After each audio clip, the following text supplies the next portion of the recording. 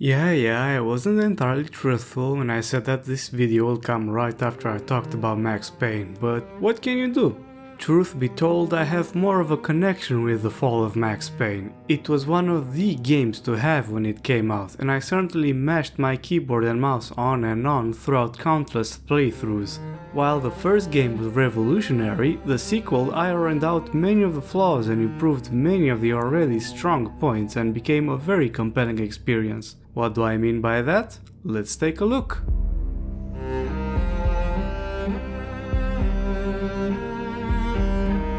Max Payne 2 was released in 2003 by Remedy Interactive, just 2 years after the success of the first title of the series, so it shouldn't be a surprise to anyone that it's also a very similar game. If you liked the first, you'll surely like the second, and if you found the first one janky, well, the second will be better.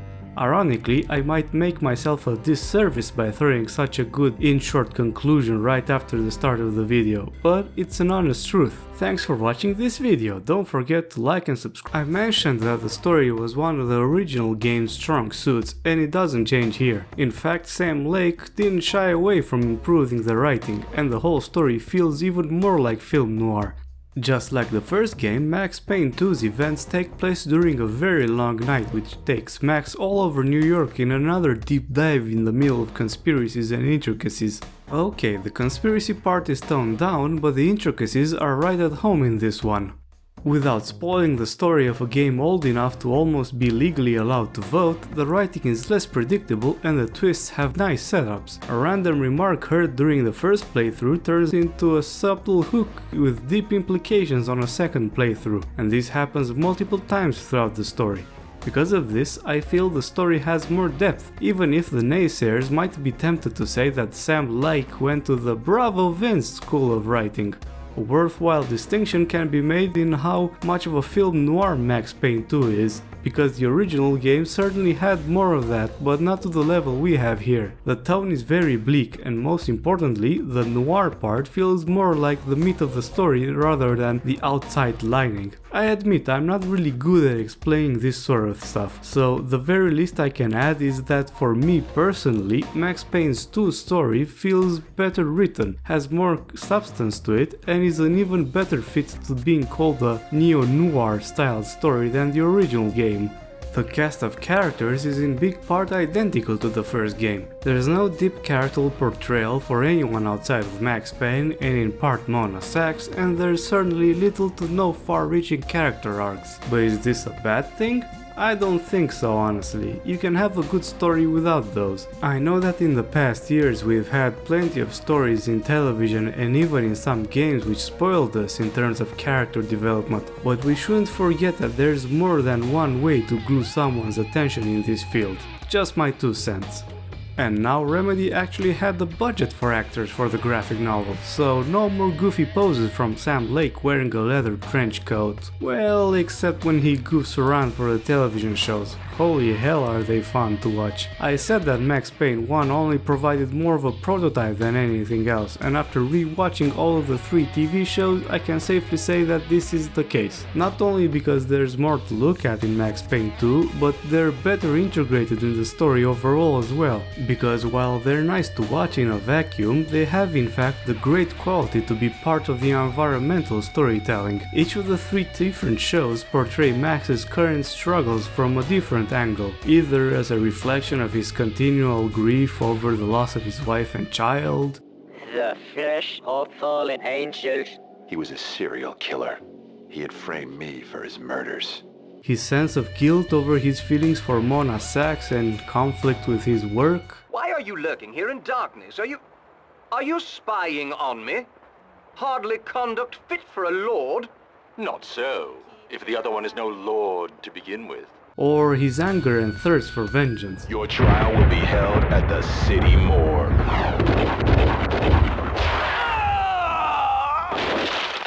I had a permanent, constipated grimace on my face. I was revenge personified.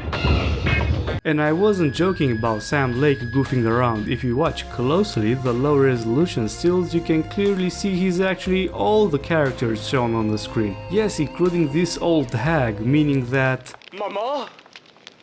You are no lady. Has quite a different meaning. Demonetization incoming, oh god.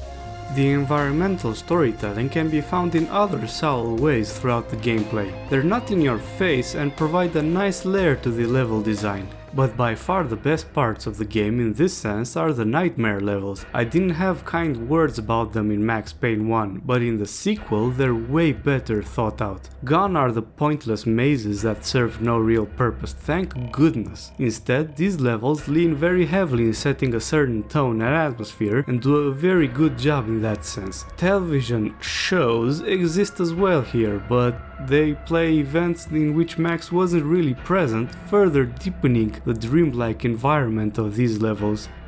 Playing these isn't a chore, but a good experience to have, meaning that Remedy learned from what they did wrong in the first game and properly addressed it.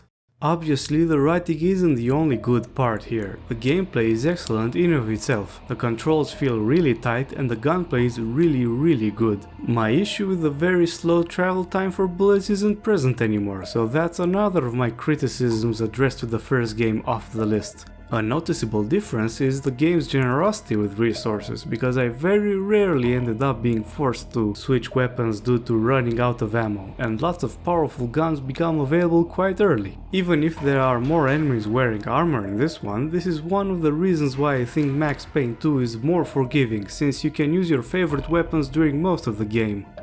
The second reason that makes me say this is the modifications made to the way bullet time works. First thing first, now Max doesn't get up automatically after each shoot dodge, and you can keep firing if you're leaning on the floor, thank goodness. Even if the shotgun is weaker now, the fact that you're not a sitting duck if you leap around the corner using one is a major buff to the way you can use the gun.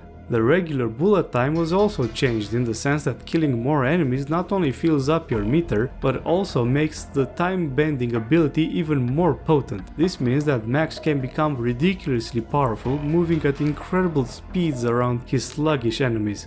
It certainly looks and feels cool as hell, but it can make the game quite easy. And before I forget about it, the reload animations in bullet time are pretty slick, even if they're uncomfortably close to anime bullshit for me.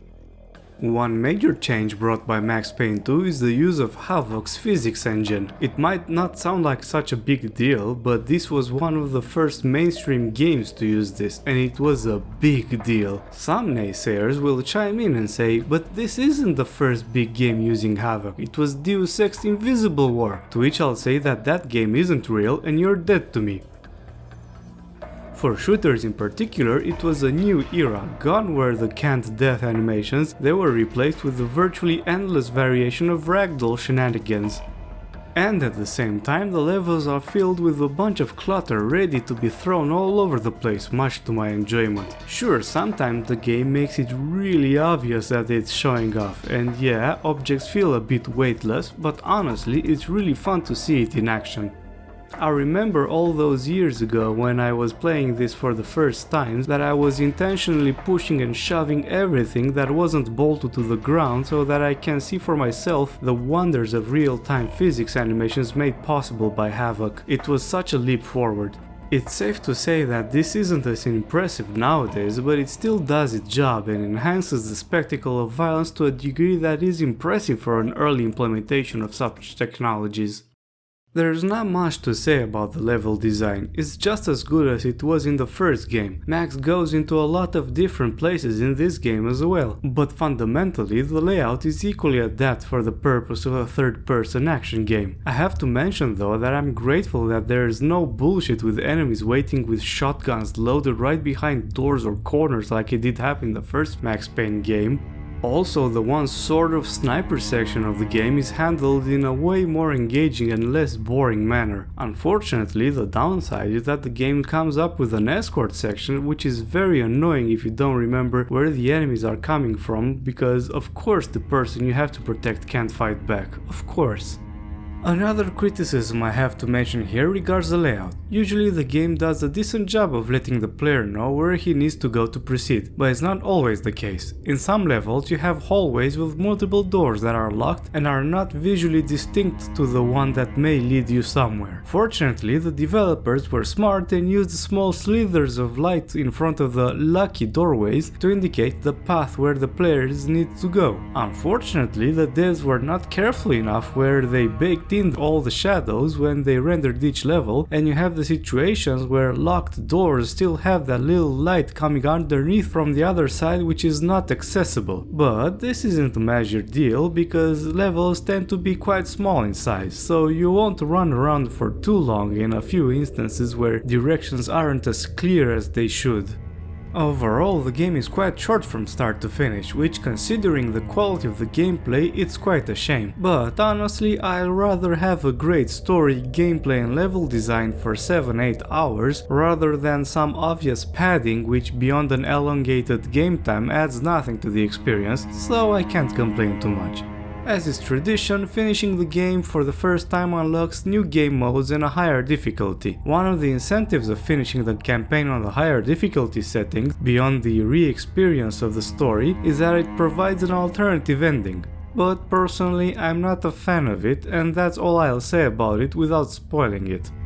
But what I am a fan of is the Dead Man Walking mode. In it, you basically have to survive as much as possible fighting an indefinitely spawning wave of enemies on small confined maps, using all the tools at your disposal. I would say that fighting a large crowd of enemies at a time is made easier by the bullet time buff I mentioned earlier, but I'd be a hypocrite to say that it's overall an easy experience.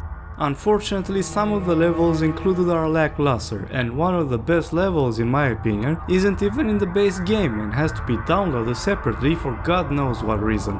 All in all, this new mode surely adds quite a bit of incentive to keep playing after finishing the story at least once.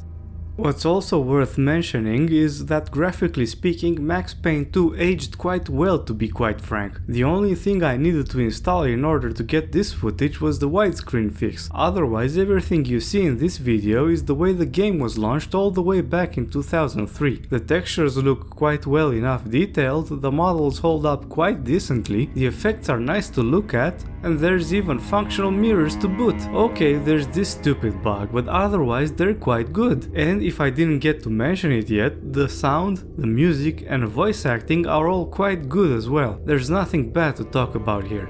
James McCaffrey keeps being a pleasure to listen to, but the rest of the cast do a good job alongside him. There are things in life you cannot choose. How you feel. I was hurt. My crime, what I had done, was like a hungry pit behind me. What was it you did for a living again? Scout's honor, detective. I have mended my ways, evolved to a higher level. What next? A kid with a bag full of guns and a head full of video games turns the house into a shooting gallery.